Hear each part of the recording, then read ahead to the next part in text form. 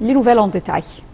Le président Abdel Fattah el-Sisi a déclaré aujourd'hui que l'Égypte avait besoin de ses citoyens, qu'ils soient à l'intérieur ou à l'extérieur du pays, pour entreprendre son développement.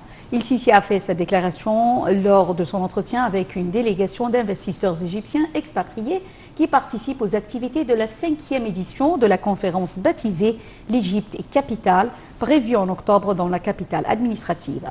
L'entretien s'est déroulé en présence des ministres de l'immigration et de la planification. Selon le porte-parole de la présidence, Bassam Radi, el-Sisi a mis l'accent lors de cette rencontre sur l'importance qu'accordait l'Égypte à l'interaction directe avec les investisseurs expatriés, et ce, en vue de profiter de leur expérience et de leurs suggestions, ainsi que pour renforcer leurs relations avec leur patrie et les impliquer davantage dans les efforts déployés par l'État afin de construire un meilleur avenir.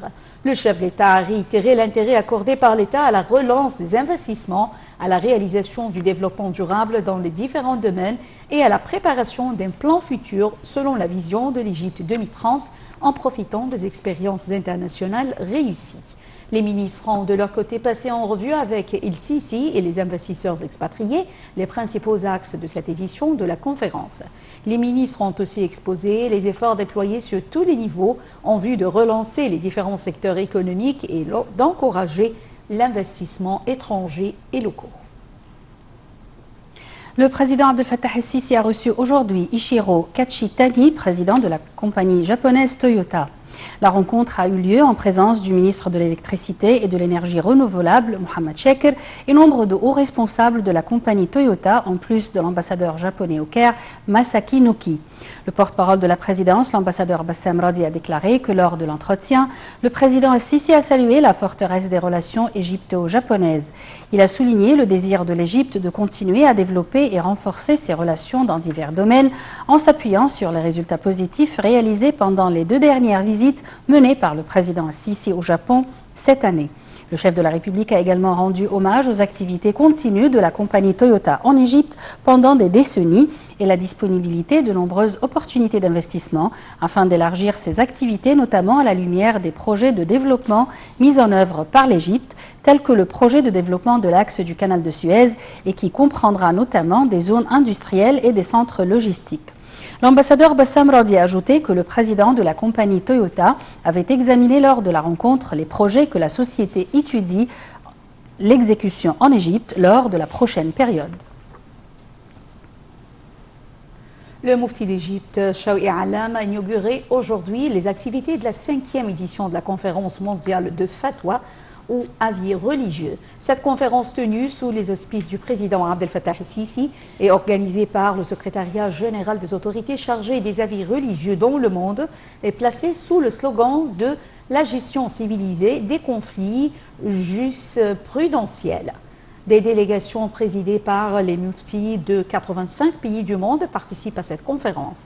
Dans son discours prononcé à l'ouverture de la conférence, Dr Alam a souligné que ce rassemblement allait discuter des moyens d'activer la tolérance entre les différents sectes religieux et de lutter contre l'extrémisme. Le Moufti d'Égypte a aussi mis l'accent sur l'importance de prendre en considération en gérant le dialogue entre les civilisations, la nature de la phase actuelle et les derniers développements survenus dans chaque pays. Le chef du gouvernement, Moustapha Madbouli, a entamé aujourd'hui une visite à Washington où il participe aux réunions annuelles du Conseil des gouverneurs du Fonds monétaire international et de la Banque mondiale qui se poursuivront jusqu'au 20 octobre. Madbouli prononcera un discours devant ces réunions qui examineront les horizons économiques et la stabilité financière à travers le monde. Les réunions du Conseil des gouverneurs du Fonds monétaire international et de la Banque mondiale aborderont aussi les mesures à entreprendre en vue de limiter le taux de pauvreté et encourager la croissance. Elles vont étudier également le rôle des banques centrales dans la lutte contre le changement climatique. Un atelier consacré à la création dans le domaine de la technologie financière sera tenu en marge de ces réunions. Le ministre des Affaires étrangères, Samar Choukri, est arrivé aujourd'hui à la capitale croate Zagreb deuxième étape de cette tournée à l'Est d'Europe. Il a commencé sa visite par une séance de consultation politique avec son homologue croate sur tous les dossiers d'intérêt commun. Hier, à Vienne, première étape de sa tournée, le chef de la diplomatie Sameh Shoukry a déclaré que le président Abdel Fattah el-Sisi avait une vision claire à l'égard des défis auxquels fait face l'Égypte. Le ministre des Affaires étrangères a réitéré le refus du Caire de l'ingérence turque dans le nord de la Syrie, la qualifiant de revers pour les efforts visant à régler la crise syrienne. Shoukry s'est dit inquiet quant aux tensions en Libye et au Yémen. À propos de la cause palestinienne, le chef de la diplomatie a souligné que cette question ne devait être résolue que sur la base de la création de deux États.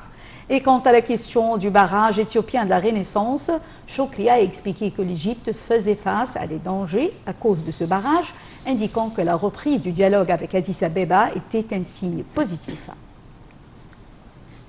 Les indices de la Bourse du Caire ont collectivement régressé lors de la clôture de la séance d'aujourd'hui, due aux opérations de vente entreprises par les institutions et les fonds d'investissement étrangers pour collecter des gains.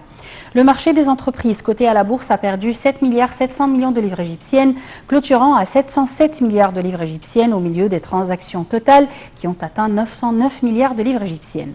Le principal indice EGX30 a reculé de 0,85%, enregistrant 14 060 points. L'indice des petites et moyennes entreprises, EGX70, a perdu 1,08% et l'indice le plus élargi, EGX100, a également perdu 1,1%.